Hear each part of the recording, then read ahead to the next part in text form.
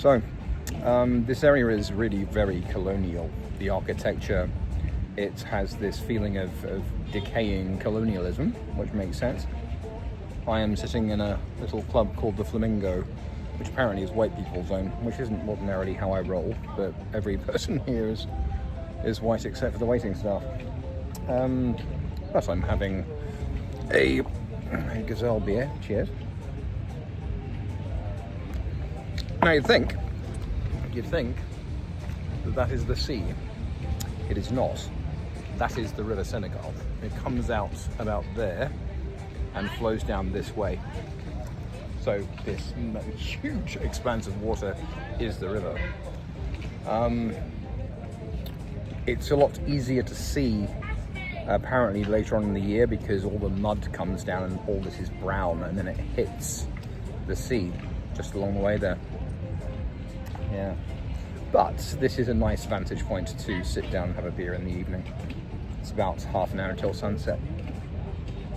And as I say, the sky is a completely different colour to Mauritania.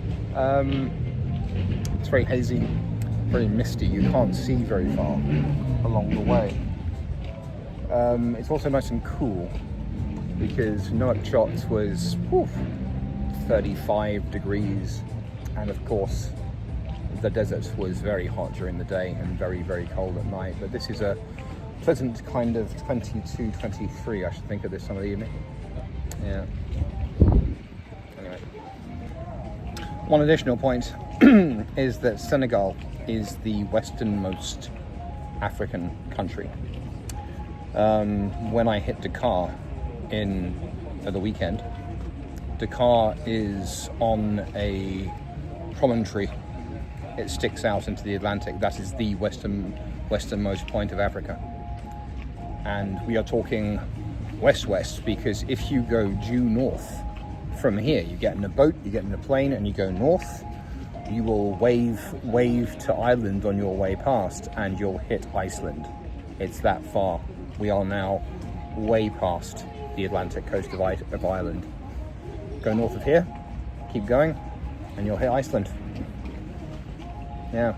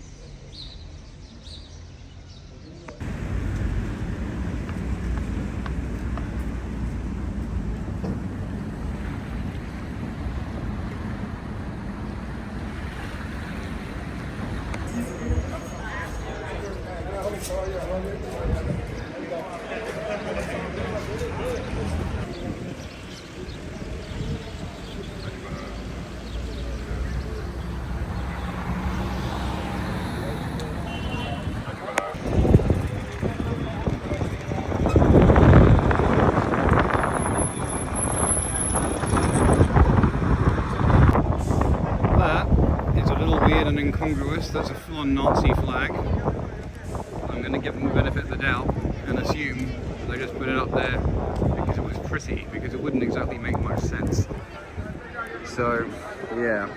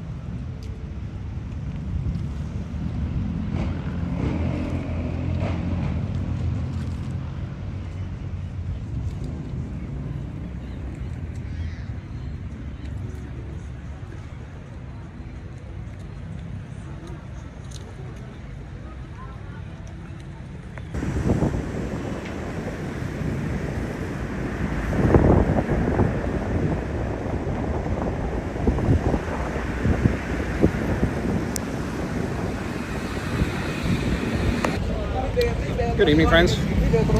So I'm walking back to my accommodation by way of a supermarket, and I figured that this would be a good time to talk about rule number 9. I just had the most amazing yassa chicken, which is seriously roasted chicken with a lot of onions. Pretty much every Senegalese dish has onions in it. Anyway, rule number 9. You are responsible. That's it, really. You are responsible. You're responsible for your own ass. You're responsible for your own life. You're responsible for everything you do because you chose to do this. You chose to come here. Wherever it happens, wherever it is you happen to be. And if you get caught out, if you get, I don't know, in this world of incredibly loose traffic regulations, if you get hit by a car, it's your fault. You are responsible. And don't get hit by a car in this environment, because medical assistance, at least according to what my lights, is incredibly limited. And you cross the street because you have to time it to cross the street safely. Double check everywhere you go, double check. And ultimately speaking, you are responsible for your own ass. So watch it. Now, I am currently doing something that's according to, for example, the British Foreign Office. British Foreign Office recommendations for travel, which I glance at and then ignore wholesale, because essentially the British Foreign Office recommendations for travel is don't leave your own house in your own country. And as I say, walking along several dark streets across dark bridges in West Africa is, according to their lights, very dangerous. Now, don't get me wrong, I am in country.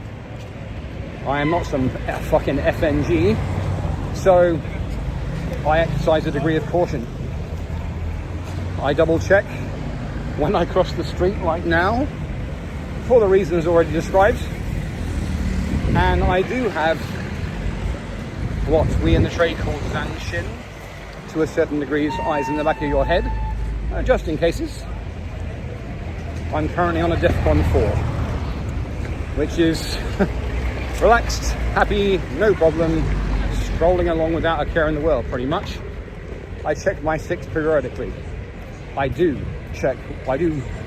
in the back of my head, think about where it is I'm about to walk through. But as previously stated, I don't have a problem, even if something does happen. Anyway, you're responsible to yourself. So, that's that.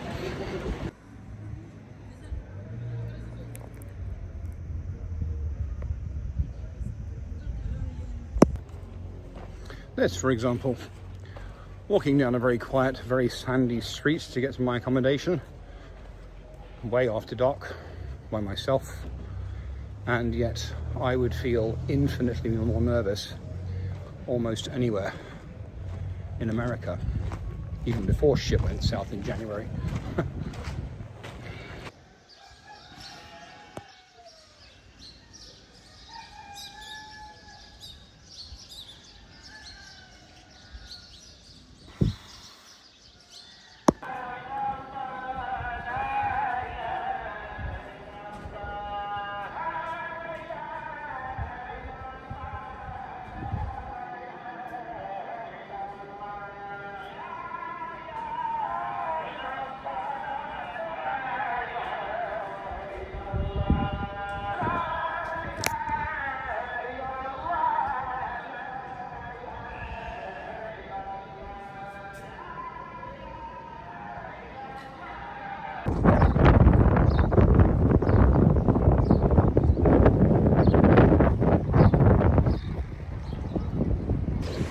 Right, that right there is my coach to Dakar. It's about 5 hours or so. It leaves at 3. I don't really particularly enjoy getting places as late as that, but still it's fine. And it is a fuck of a lot better than the journey I had to get here. that one's going to be the bitch of the bunch for a considerable amount of time. Anyway, I'm hoping the air conditioning's working. It looks pretty solid, actually. So, that's the end of San Luis. I've had fun. As always, if you like what I do, how I'm doing it, please do like and subscribe. Take care.